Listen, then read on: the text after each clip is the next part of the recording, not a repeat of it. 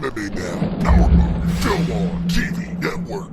I'm David Cano with Film On TV's MMA Now, and right now we're in Las Vegas, Nevada, the fight capital of the world, and we're joined with the legendary Mr. Jacob Stich Duran. How you doing, sir? I'm doing good, David. Thanks for having me on board, man. And you're right, this is the boxing capital and MMA capital of the world. And, you know, I made the move here 20 years ago to do what I'm doing, and here I am talking to you now, man. So it's a good place to be. Can you put this fight, Kovalev versus Ward, into perspective?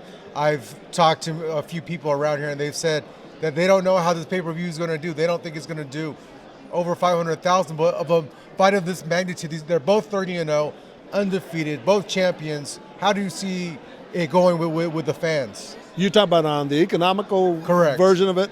I don't know. You know, that's something I don't get involved in and all that, but I guess I can say that, you know, somebody like Andre Ward and Kovalev, you know, do they need a little bit more marketing to go their way to, you know, get them where they should be? And speaking in behalf of Andre Ward, you know, as talented as he is, a gold medalist, a great kid that's really could represent any product, any place, anytime.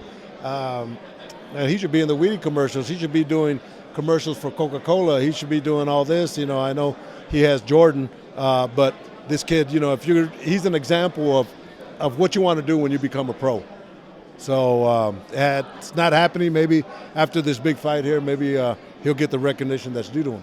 Can you talk a little bit? I talked to Donald Eames, who's one of Andre's cornermen, and he said that you went in the gym, you were getting ready to wrap his hands. I think this was last week or so, and Andre went ahead and started doing them because that was his routine, because he called it being locked in.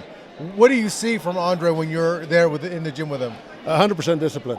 You know, and the thing about it is, yeah, you're right. You know, normally I'll go in and I'll do the couple of reps before the actual dressing room fight, and on this one, he said, no, you know, I'll do my own. And I'm sitting there looking at him. I said, you know, Andre, you're doing a pretty good job, brother, but, you know, why do you do it? And that's why. He said it keeps him relaxed and it keeps him focused, and I understand, you know. So, you know, what was working in the gym is one thing, but come fight night, then I'll be able to give him as I call it in the mixed martial arts, I'm giving him the KO rap, the knockout rap, you know. So he has that confidence in enough for me that I don't have to do a dress rehearsal with him. I'm working with Clarissa, the young two-time gold medalist, and I've wrapped her hands already because I'm working with her also, and I'll do it again tonight because I haven't done it with her, but I pretty much have it locked in with Andre, and he feels real comfortable that I'm doing that. But he's 100% focused, man, you know, just to get in there. He's not doing any talking. The gym is quiet. The way it should be, and I'm looking at his techniques and his timing and his balance, and I was telling him, I said, you know, Andre, me as a martial artist, I've studied the feline. There's no better balance than the feline, and the way I saw you moving around, it's tremendous, man. You're right on point, and that's such a key element in any kind of sport, is to have balance and timing, and that creates power. Who could you compare him to in the past 40, 50 years of boxing? Is there anyone that you compare Andre Ward to? No, not at all. You know, and you know, I'm writing my second book, From the Fields to the Garden too, right? And I was telling Andre, there's a story that I put in there, but I said, you know, Andre just doesn't look like a fighter.